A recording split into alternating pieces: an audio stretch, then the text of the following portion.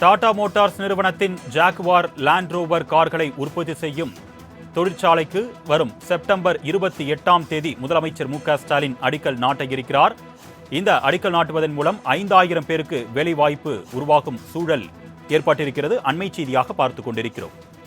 ராணிப்பேட்டை மாவட்டம் பணப்பாக்கத்தில் 400 ஏக்கரில் 9000 கோடி ரூபாய் மதிப்பீட்டில் இந்த கார் உற்பத்தி ஆலை அமைய இருக்கிறது. அண்மை செய்தியாக பார்த்துக் கொண்டிருக்கிறோம்.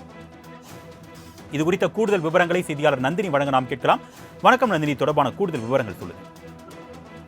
வணக்கம் அருணேஷ். டாடா மோட்டார்ஸ் நிறுவனத்தின் ஜாகுவார் லேண்ட் ரோவர் கார்களை உற்பத்தி செய்யும் ஆலையை பொறுத்தவரையில் ராணிப்பேட்டை மாவட்டம் பணப்பாக்கத்தில் 400 ஏக்கரில் 9000 கோடியில் அமைய இருக்கிறது.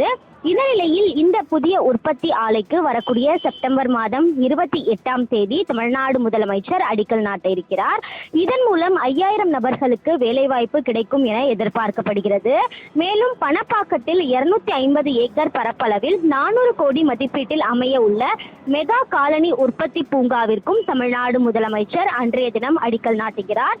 இதன் மூலம் 20000 நபர்களுக்கு வேலைவாய்ப்பு கிடைக்கும் எனவும் தெரிவிக்கப்பட்டிருக்கிறது. அந்த வகையில்தான் இளைஞர்களுக்கு வேலை வாய்ப்பை அதிகரிக்கக்கூடிய வகையில் தொழில்துறையில் பல்வேறு முதலீடுகள் ஈர்க்கப்பட்டு தொடர்ச்சியாக அந்த நிறுவனங்கள் தொடங்கப்பட்டு வருகிறது.